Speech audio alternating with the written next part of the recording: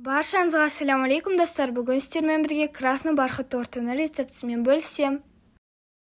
Ең алдымен айранымызға қызыл гелевый бояғышты қосып, бұл екеуін өзара араластырамыз.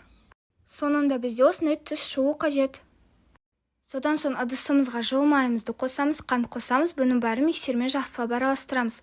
Араластырып болғаннан кейін жұмыртқа салып қайтадан араластырамыз. Соңында сұйық май қосып қайтадан араластырамыз. Бізде осындай масса шығу қажет. Ұнымызға какао, сода, қопсытқыш салып араластырамыз.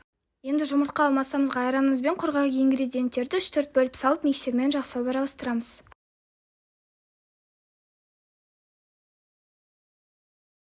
Бізде соңында осындай мамықтай қамыр шығу қажет. Дайын формамызға қамырымызды 2 бөліп саламыз. Егер де сіздерде форманың диаметрі 20 см болса, 3 бөліп салсаңыздар болады.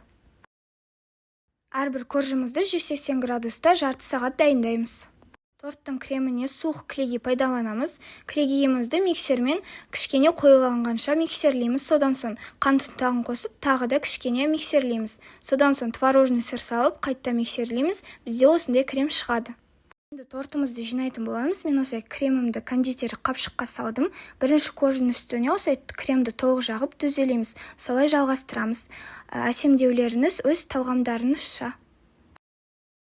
Тортымызды жинағанша өз инстаграмды көрсеткім келеді. Кіріп, тіркеліп кетіңіздер.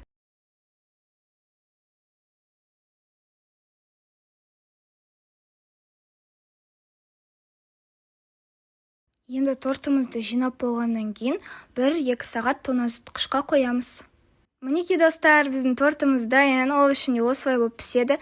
Торттың көждары өте жұмсақ болып шығады. Сіздерге бұндай тортты 100% дайындауға кеңес берем. Ал егер видеоны лайк қойып, каналға жазылуды ұмытпаңыздар. Ассаляму алейкум.